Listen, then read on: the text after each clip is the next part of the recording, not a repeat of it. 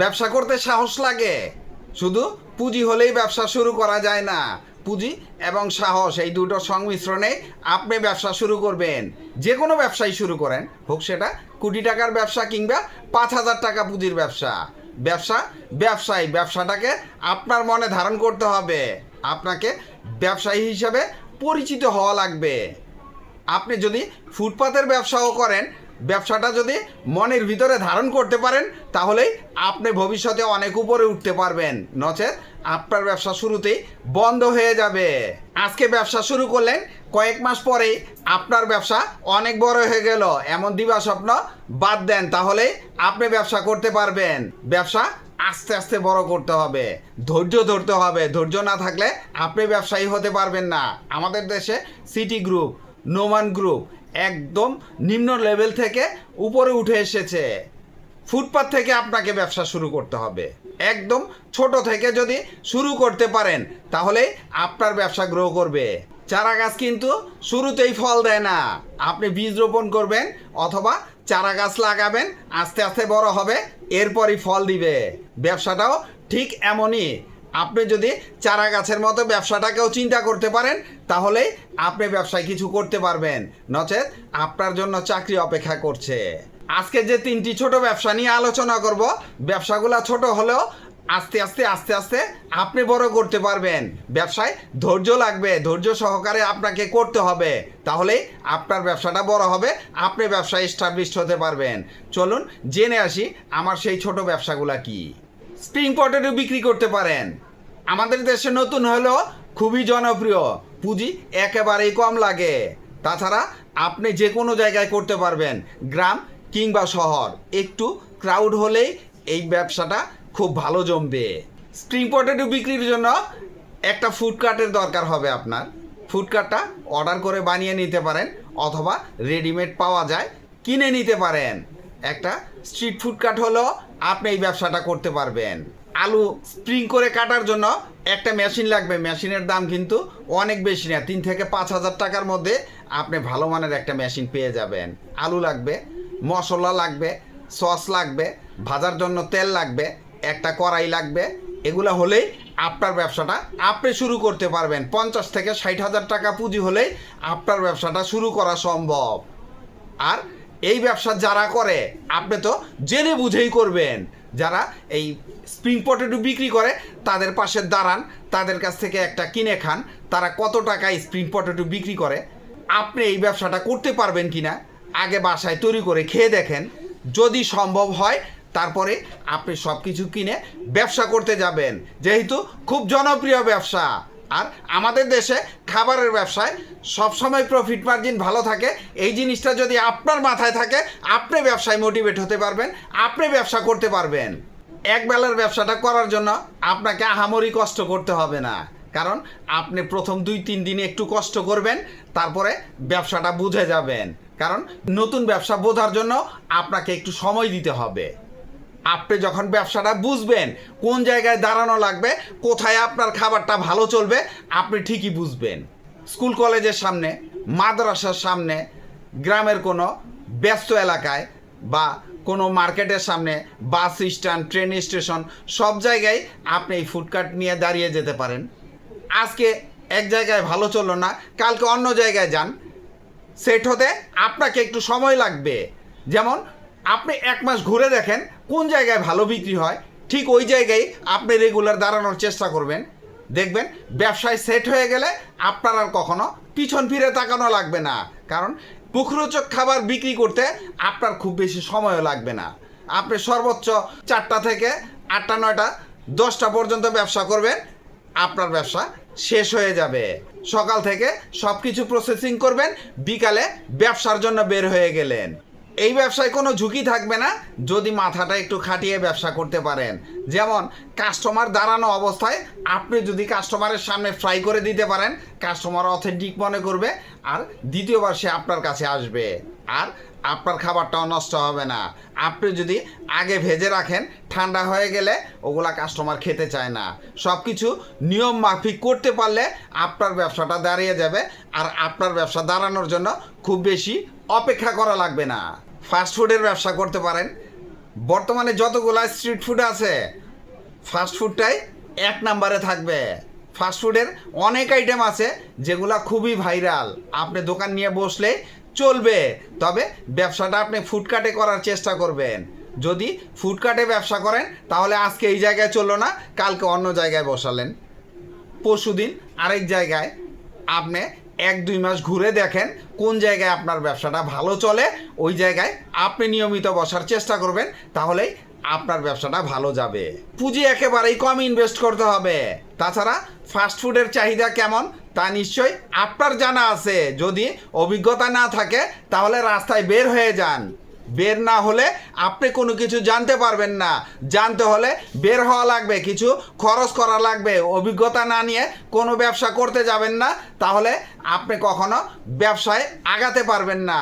কারণ অভিজ্ঞতা না নিয়ে আপনি ব্যবসা শুরু করলেন, ব্যবসায় লস হয়ে গেল, আপনি ডিমোটিভেট হয়ে যাবেন, জীবনে কখনো ব্যবসার নাম নেবেন না। তাহলে ব্যবসা করতে হলে আপনাকে জানতে হবে, বুঝতে হবে, তারপরেই শুরু করতে হবে।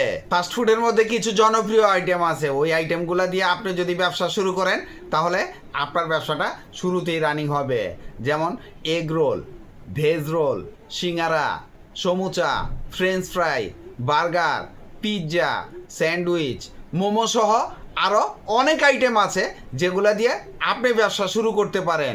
কারণ শুরুতেই উল্টাপাল্টা কোনো আইটেম দিয়ে শুরু করবেন না, যেগুলা মার্কেটে স্লো, পাবলিক কম খায়, যেগুলা রানিং আইটেম ওগুলা দিয়ে শুরু করবেন। প্রয়োজনের খাতিরে আপনি আইটেম বৃদ্ধি করতে পারেন, কাস্টমারের চাহিদা অনুযায়ী আপনার ব্যবসা বড় করবেন। চাহিদা না থাকলে একটা ব্যবসায় দীর্ঘদিন করতে থাকেন, আস্তে আস্তে যখন বোঝা হয়ে যাবে তখন আপনি নিজেই বুঝবেন যে কোন আইটেমটা করলে আপনার ভালো চলবে।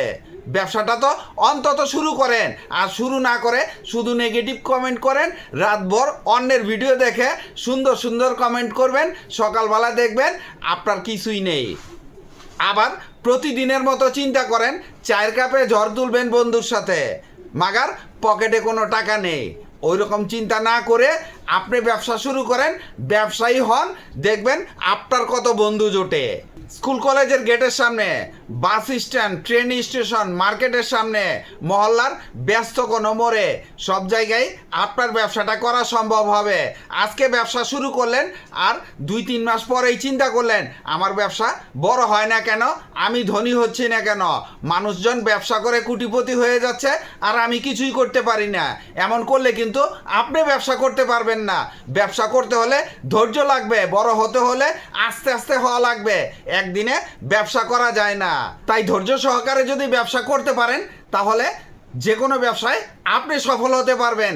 ধৈর্য ছাড়া কখনো ব্যবসায় সফল হওয়া যায় না, এই জিনিসটা মনে থাকলেই আপনি ব্যবসায় সফল হতে পারবেন। প্রফিট মার্জিন এই ব্যবসায় খুব ভালো থাকে, খাবারের ব্যবসায় সবসময় প্রফিট মার্জিন ভালো থাকে, ঝুঁকিও থাকে। ঝুঁকির চিন্তা মাথায় এনে আপনি ব্যবসা বন্ধ করে দিয়েন না, কারণ ঝুঁকি ছাড়া কোনো খাবারের ব্যবসা নাই। আপনি যদি হিসাব মিলিয়ে আপনার খাবার তৈরি করতে পারেন তাহলে এই ব্যবসায় কোনো ঝুঁকি নেই। খিচুড়ির ব্যবসা করতে পারেন, বর্তমানে সবচাইতে রানিং ব্যবসাগুলোর মধ্যে একটি।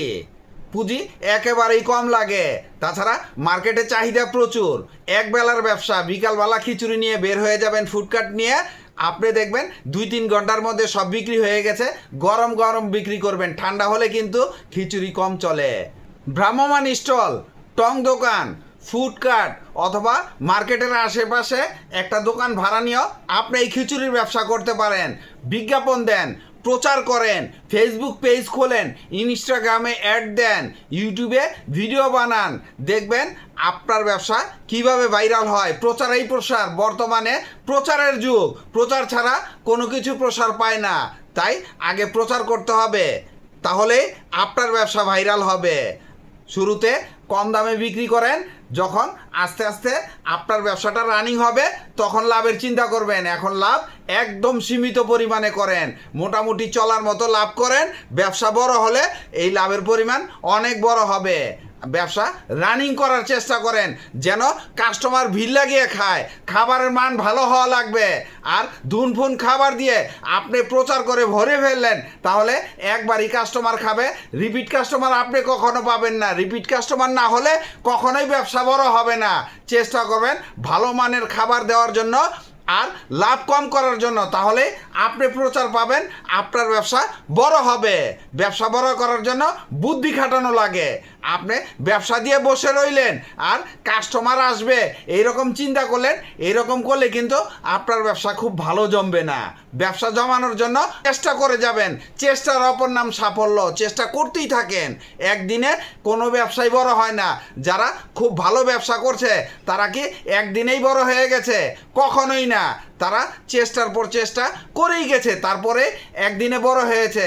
আজকে ঘরে বসে থেকে আপনি বেকার থেকে চিন্তা করলেন কালকে ব্যবসা দিব আর 1 মাস পরে আমি ধনী হয়ে যাব, এইরকম দিবা স্বপ্ন বাদ দেন, তাহলে আপনার ব্যবসা করার কোনো প্রয়োজন নেই। ব্যবসা করতে হলে ধৈর্য সহকারে ব্যবসা করবেন, তাহলে ব্যবসায় কিছু করতে পারবেন। 50,000 টাকা পুঁজি হলেই আপনার এই স্বপ্নের ব্যবসাটা শুরু করা সম্ভব হবে। মার্কেটের সামনে, বাস স্ট্যান্ড বা ফুডকার্ট নিয়ে যে কোনো জায়গায় আপনি দাঁড়িয়ে যেতে পারেন, তবে খাবারটা গরম রাখার ব্যবস্থা করলে আপনার খাবার ভালো যাবে। এই জিনিসটা মাথায় রাখবেন। আর অতিরিক্ত কিছু চিন্তা করবেন, যেমন কাস্টমারকে সালাদ দিলেন, লেবু দিলেন, কাস্টমার খুশি হলো, কাস্টমার কিন্তু দ্বিতীয়বার আসার চিন্তা করবে। আর যদি খাবারের মান ভালো না থাকে, আপনার আচার ব্যবহার ভালো না থাকে, তাহলে একবারই খাবে, কাস্টমার একবারই আসবে। এই ব্যবসায় প্রফিট মার্জিন যেমন ভালো থাকে, ঝুঁকিও কিন্তু থাকে। যেমন আপনার চলবে 100 জনের খাবার, আপনি 120 বা 150 জনের খাবার তৈরি করলেন, তাহলে কিন্তু খাবার বেঁচে যাবে, লস হয়ে যাবে। তাই 100 জনের খাবার চললে আপনি 70 থেকে 80 জনের খাবার তৈরি করবেন, খাবারের চাহিদা রাখবেন, তাহলে আপনার ব্যবসায় কখনো ঝুঁকি থাকবে না। ভিডিওটি ভালো লাগলে লাইক, কমেন্ট, শেয়ার দিয়ে পাশে থাকবেন, চ্যানেলটি সাবস্ক্রাইব করবেন এবং পাশে থাকা বেল আইকনটি প্রেস করে দিয়েন, যেন পরবর্তী নতুন কোনো বিজনেস আইডিয়া আপলোড দেওয়ার সাথে সাথে আপনার মোবাইলে সর্বপ্রথম নোটিফিকেশন চলে যায়। আজকে এই পর্যন্তই। আসসালামু আলাইকুম।